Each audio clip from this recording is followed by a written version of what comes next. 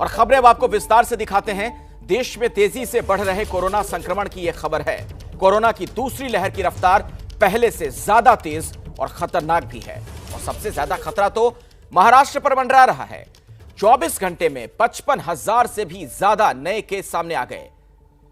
तमाम कोशिशों के बाद भी महाराष्ट्र में कोरोना पर लगाम नहीं लग पा रहा है और इसीलिए मुमकिन है कि महाराष्ट्र में कुछ दिनों के लिए संपूर्ण लॉकडाउन लग सकता है। और आइए सीधे मैं आपको लिए चलता हूं। जितेंद्र दीक्षित हमारे सहयोगी हमारे साथ जुड़ चुके हैं। जितेंद्र, लॉकडाउन पर आखिर कब तक फैसला हो जाएगा?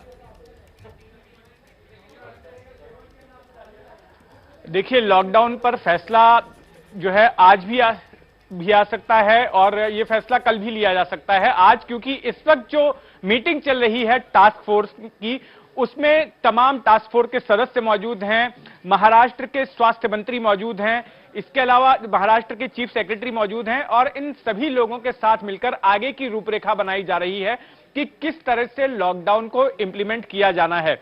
एक बात तो तय है कि महाराष्ट्र में 8 दिन से लेकर 14 दिनों के बीच का लॉकडाउन इंप्लीमेंट किया जाएगा, लेकिन उसके पहले जैसे कि कई पार्टियों ने यह मांग रखी है कि लॉकडाउन के दौरान जो गरीब वर्ग के लोग हैं, जो पिछड़े लोग हैं, उनको असुविधा ना हो, इसके लिए भी इंतजाम सरकार को किए जाने चाहिए। तो उस बारे में भी चर्चा हो रही है कि उनको किस तरह की सहूलियतें दी जाएंगी। मैं आपको बता दूं कि आज आपने अरविंद केजरीवाल दिल्ली के मुख्यमंत्री का बयान सुना होगा, जिसमें वो कह रहे थे कि लॉकडाउन तभी लगाया जाना चाहिए जब अस्पतालों का सिस्टम कोलैप्स हो जाए। तो महाराष्ट्र में इस वक्त कुछ वैसी ही स्थिति आ गई है, अस्पतालों का सिस्टम कोलैप्स होने को है। अब से कुछ देर पहले ही मेरे पास बारामती की तस्वीरें आई हैं। बारामती वो जगह जहां पर महाराष्ट्र के सबसे बड़े नेता शरद पवार जहां से आते हैं, वहां के अस्पताल की तस्वीरें हम देखते हैं तो यह पता चलता है कि वहां पर सिर्फ 92 बेड्स हैं, लेकिन 190 मरीज उस अस्पताल में मौजूद हैं और उनको कुर्सियों पर बिठाकर उनका इलाज किया जा रहा है। बेड ही नहीं है अस्पताल में। और ऐसी तस्वीरें, ऐसी हालत राज्य के अलग अलग हिस्सों में देखने मिल रही हैं। बेड्स की कमी है, ऑक्सीजन की कमी है, आईसीयू की कमी है, रेमडेसिविर दवा की किल्लत है। जो जानकारी जितेंद्र आप दे रहे हैं, मैं उस पर आगे आपसे बात करूंगा, जो महत्वपूर्ण जानकारी आप दे रहे हैं, लेकिन दर्शकों को जरा एक रिपोर्ट पहले दिखा देते हैं। महाराष्ट्र में कोरोना से निपटने के लिए दरअसल सरकार की तमाम कोशिशें भी पूरी नहीं पड़ रही हैं। कई जगह वैक्सीन की सप्लाई कम होने की वजह से टीकाकरण धीमा रहा, तो कई जगह दवा की कमी भी नजर आई है।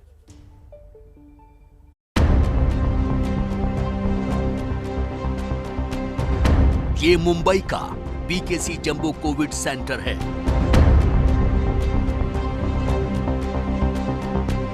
यहां पर लोगों को कोरोना की वैक्सीन लगाई जा रही है, लेकिन वैक्सीन की डोज ज्यादा न होने के चलते यहां पर टीकाकरण काफी सुस्त रहा। हम इस वक्त बीकेसी के जंबो कोविड सेंटर में हैं। यहाँ देख सकते हैं कि वैक्सीन ड्राइव बड़ी ही जोर से शुरू है।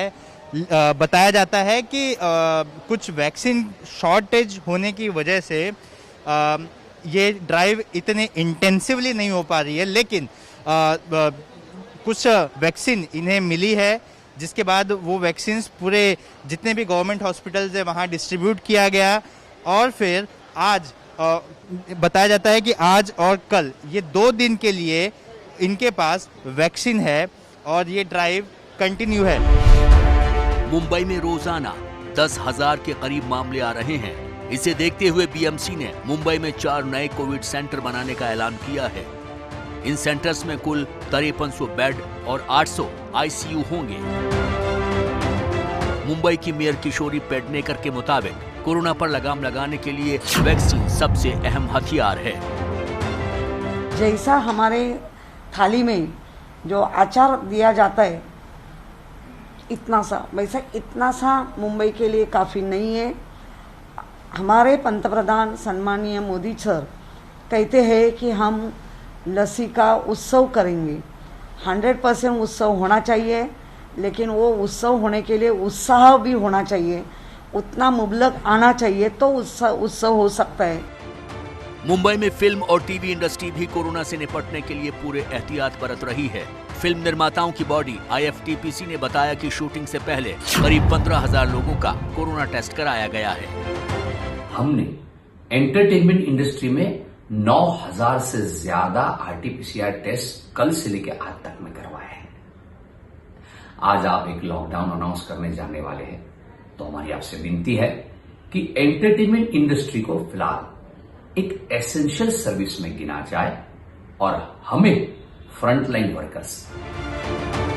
महाराष्ट्र के एक और अहम शहर नागपुर में भी कोरोना के मामले बढ़ने के बाद रेमडेसिविर दवा की मांग काफी बढ़ गई है। लोग दवा दुकानों पर रेमडेसिविर इंजेक्शन खरीदने के लिए लंबी लाइनें लगा रहे हैं। देश में रेमडेसिविर की किल्लत बनी हुई है। महाराष्ट्र में किल्लत है, गुजरात में है। देश के कोने कोने में दवाई नहीं मिल रही है। और दूसरी तरफ भारतीय जनता पार्टी के कार्यालय से सूरत में मुफ्त में दवाई बांटी जा रही है। क्या देश में राजनीतिक कारण से ये किल्लत पैदा की गई? बीजेपी को बताना पड़ेगा। मुंबई और नागपुर के अलावा पुणे में भी कोरोना का काफी कहर है। सरकार और प्रशासन की कोशिश है कि कड़े प्रतिबंध लगाकर जल्द से जल्द मामले कम किए जाएं। और महाराष्ट्र में हालात कितने खराब हैं उसकी एक तस्वीर हम आपको दिखाते हैं। यह वीडियो बारामती के सरकारी अस्पताल का है। जरा गौर से देखिएगा, वो बारामती जहां से महाराष्ट्र के सबसे बड़े नेता शरद पवार आते हैं। यहां हालात इतने खराब हो चले हैं कि बेड ना मिलने की वजह से कोरोना के मरीजों को कुर्सी पर बिठाकर उनका इलाज किया जा रहा है। इस अस्पताल में सिर्फ 92 बेड हैं, लेकिन मरीजों की संख्या 190 के करीब है। और सवाल तो यह भी कि 1 साल से ज्यादा वक्त हो गया जब देश इस महामारी से गुजर रहा है। आखिर ये पूरा सिस्टम, ये पूरा तंत्र अब तक क्यों नहीं तैयार हो पाया है? और अब खबर देश की राजधानी दिल्ली से है, जहां पिछले 24 घंटों में कोरोना के 10,774 मामले आ गए और ये एक दिन का सबसे बड़ा आंकड़ा है। दिल्ली में अगर इसी रफ्तार से रोजाना मामले आते रहे तो आने वाले दिनों में अस्पताल में बेड्स की कमी हो सकती है। दिल्ली में कोरोना के बढ़ते मामलों पर लगाम लगाने के लिए अरविंद केजरीवाल सरकार ने कमर कस ली है। केजरीवाल के मुताबिक दिल्ली में कोरोना को फैलने से रोकने के लिए 3 स्तर पर काम किया जा रहा है। उन्होंने कहा कि कोरोना के मामले बढ़ने से रोकने के लिए कोरोना के प्रोटोकॉल फॉलो करने होंगे, मास्क पहनना होगा और ये भी कहा कि जरूरत पड़ने पर ही घर से बाहर निकलें। नवंबर के महीने में हम एक पीक देख चुके हैं। नवंबर के महीने में जो पीक आई थी वो 8,500 केसेस की थी। आज हम ऑलरेडी 10,700 केसेस क्रॉस कर चुके हैं।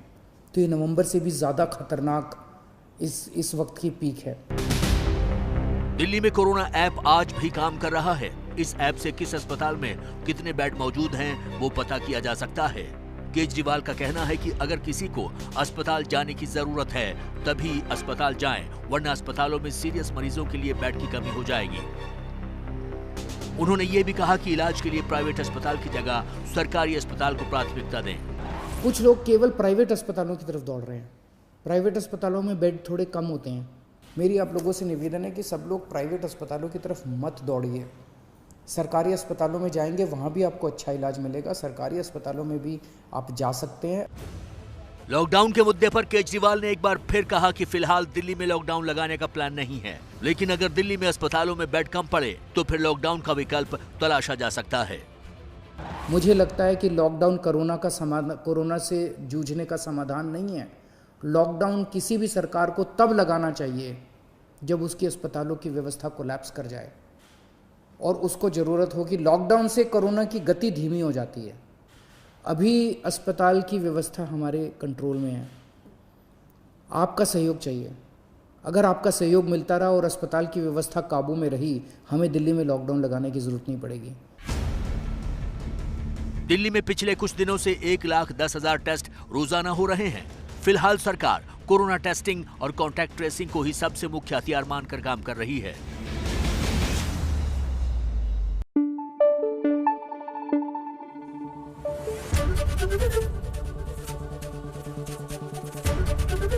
एबीपी न्यूज आपको रखे आगे।